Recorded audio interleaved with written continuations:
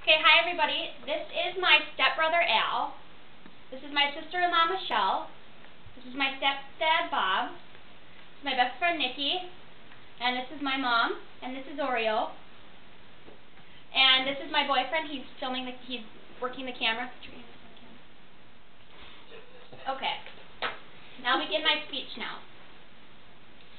Did you know that according to the Shepherd Center of Rehabilitation, that 85% of people that have a cognitive, physical, or sensory disability report that they use text-based communication as important functions in their everyday lives to communicate with their family members and their loved ones.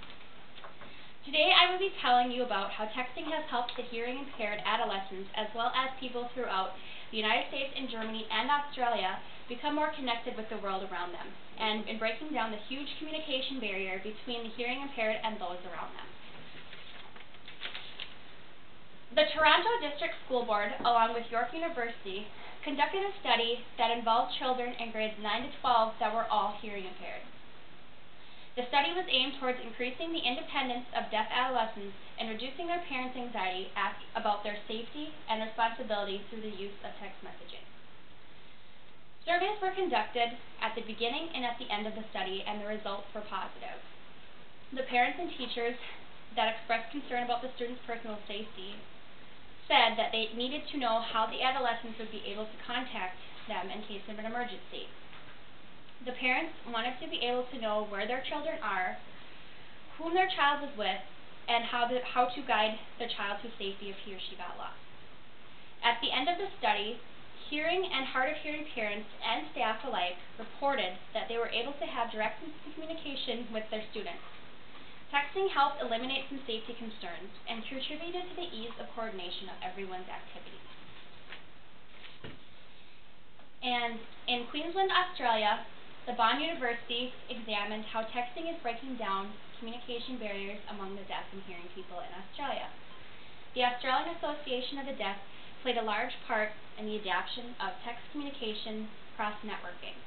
Before 2000, SMS, which is service messaging system, also known as texting, could only be sent to someone who shared your specific carrier. Now, because of cross-networking, people in Australia are able to expand communication through text messaging to all mobile users, even the phone users that do not have the same carriers.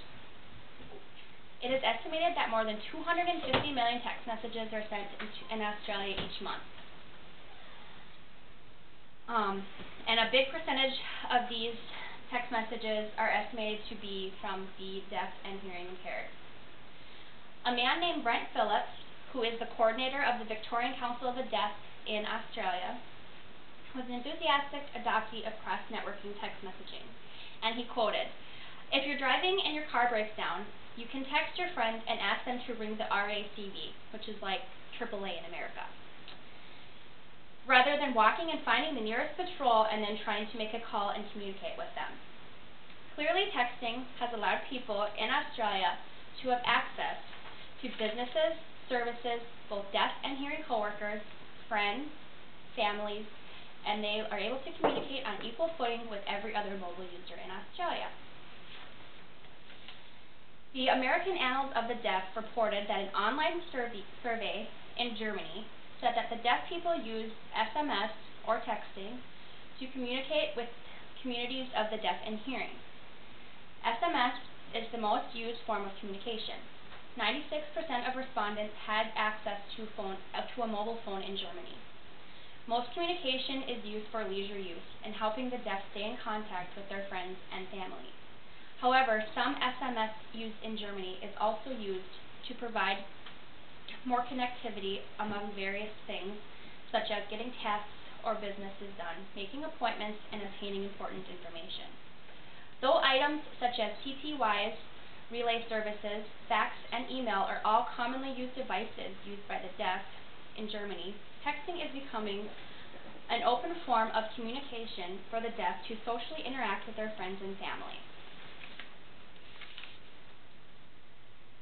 According to the Shepherd Center, there was a survey that was conducted, and the results of the survey found that there was an increase in text-based communication among people with disabilities.